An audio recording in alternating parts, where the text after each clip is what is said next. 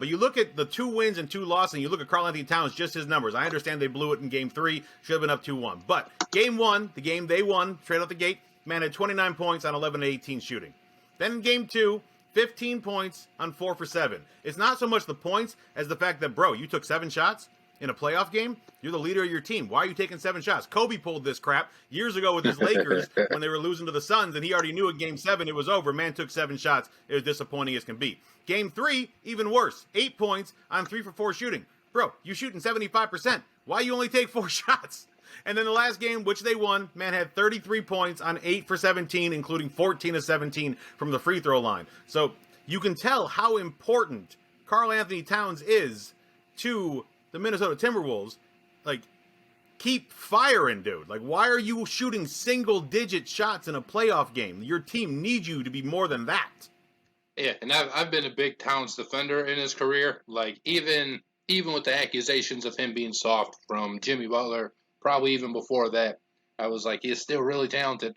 He doesn't have that Kobe killer mentality, but it's still a really talented player. And he's, I thought maybe the best center in the NBA at some point. Obviously not now with Jokic and Embiid ascending above that, but Towns is still a really good player. He tried to go Kobe after the last game. I think he even said the job's not finished, nothing to be happy about or something after they tied it up 2-2. But, I don't necessarily think he was being true to himself. But, yeah, I mean, and you hear it every time the Inside the NBA crew does a Minnesota Timberwolves game. Granted, they do more of those in the playoffs than they do in the regular season. But all the time it's Shaq saying, you got to be more dominant. You can't be out there shooting threes. You got to be in the paint. You're 2 of 8 from the 3-point line. Get down there, get fouled, make some baskets. Like it's the same thing on repeat, but I mean it's true and it's genuine advice coming from Shaq. Like he doesn't, not believe it. And I don't think it's necessarily not true either because Towns isn't built like Kristaps Porzingis. He's not built like, Dirk Nowitzki was or something, where if you don't see them banging in the post, you're like, oh, that makes sense.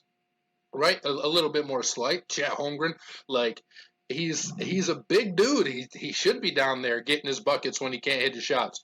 And, you should be taking shots because you are the most important player on your team, because you are super talented, and because I think you're a threat from every level. So make the defense respect that. And if they're going to play you tight on the 3-point line, which they should, because you're one of the best big shooters ever, punish them, take them to the rim. And then if they're scared about you going to the rim, then you can step outside and, do what you do really well. And, it's frustrating to watch him sometimes. I'm still a fan, but he doesn't come without his faults or his frustrations, that's for sure. And real quick, as good as this series has been, because it's been a really good series, the best part of this series has definitely been the fathers of Karl-Anthony Towns and John Morant. That is so much fun to watch.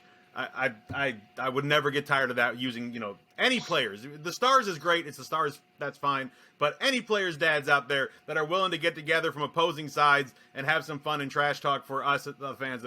Yeah. And they're sitting together and stuff. Like it's super cool. Like they're really kind of leaning into it, both respecting what the other son does, obviously, but both wanting their team to win.